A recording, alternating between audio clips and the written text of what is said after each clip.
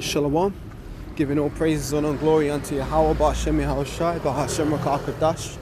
Double honors to the elders and apostles of Great Millstone that rule well. Sincere shalom to all you Arkim that are pushing this word around the globe with faith and truth and sincerity.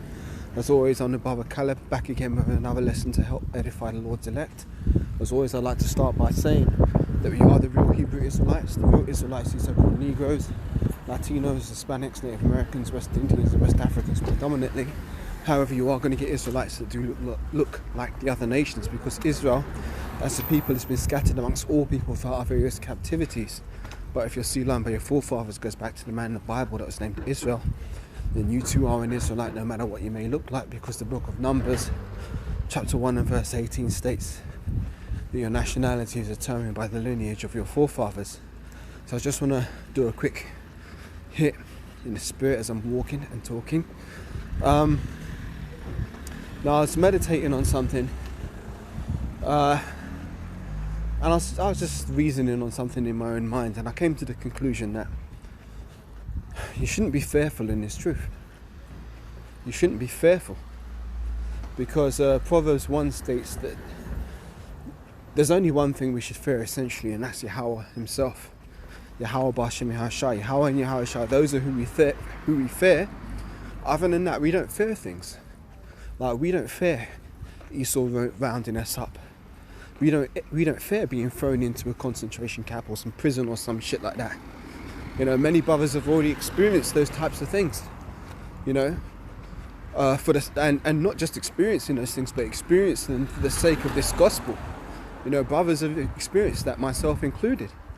You know, so many brothers have suffered many things in this truth, which have built them up to the point where they're at now.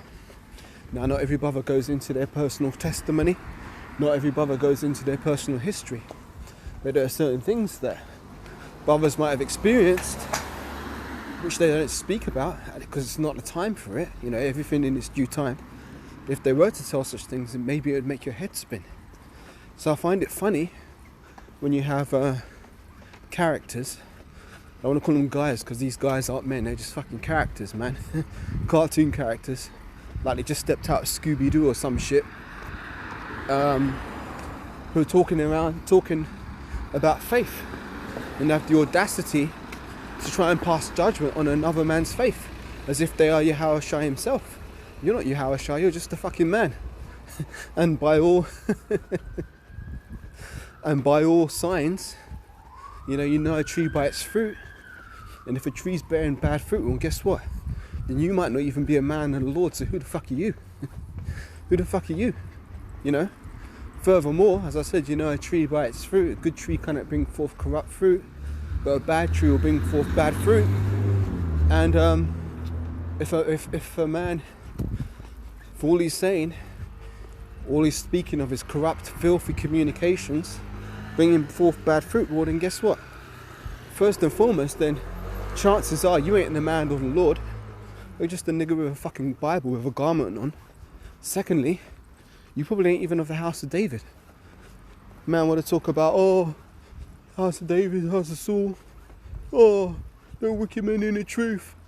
Wicked men in the truth. Yeah, right. There's going to be wicked men everywhere. But what, you're not supposed to fret over evildoers, man? Did you not read those scriptures? Or are you just breaking it down wrong?